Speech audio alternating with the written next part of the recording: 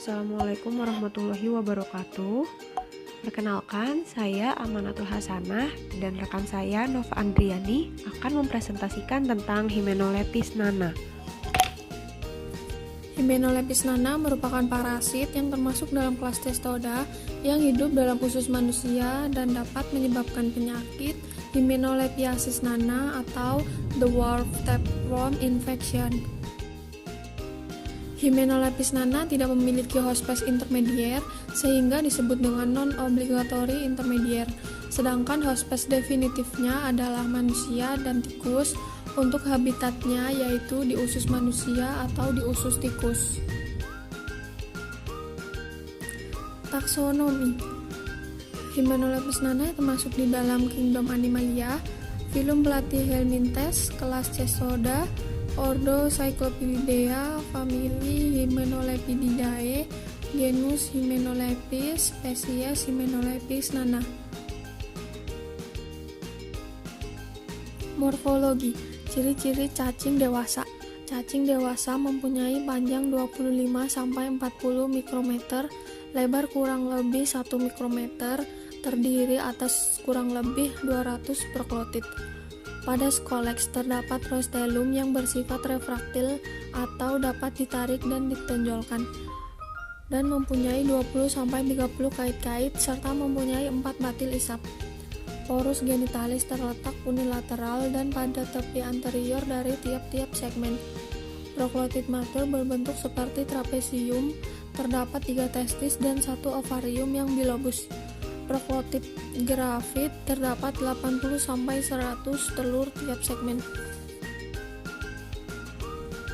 Untuk ciri-ciri telur Hymenopletis nana berbentuk oval atau globuler, berukuran 30-50 mikrometer, dinding 2 lapis, outer layer lapisan luar lebih tipis, dan inner layer atau lapisan dalam terdapat penebalan pada kedua ujungnya.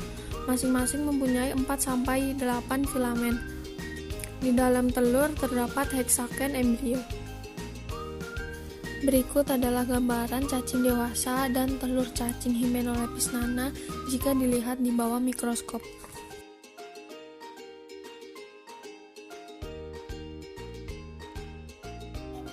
Siklus hidup Hymenopletis nana.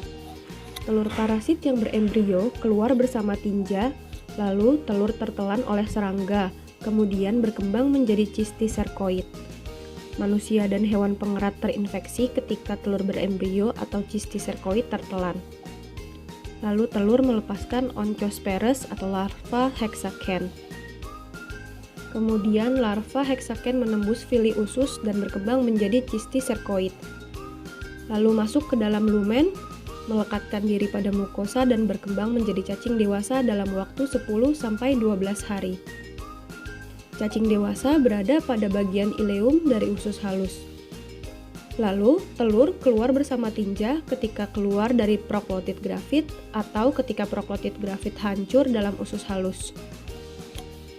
Autoinfeksi internal dapat terjadi ketika telur melepaskan embrio heksaken yang membunuh fili usus kemudian melanjutkan siklus infektif tanpa melalui lingkungan eksternal. Lalu, cacing dewasa dapat berumur 4-6 minggu, tetapi autoinfeksi internal memungkinkan infeksi bertahan selama bertahun-tahun. Cara penularan Hymenopletis nana. Di antaranya, pertama, infeksi terjadi dari tangan ke mulut, tersering pada anak-anak yang suka mengabaikan kebersihan saat hendak makan dengan daerah populasi tikus yang banyak. Kotoran tikus yang terinfeksi cacing ini merupakan sumber penularan. Kedua, kontaminasi makanan atau minuman dengan tinja tikus. Ketiga, infeksi pada manusia selalu disebabkan oleh telur yang tertelan dari benda-benda yang kontak dengan tanah dari tempat buang air atau langsung dari anus ke mulut. Gejala klinis.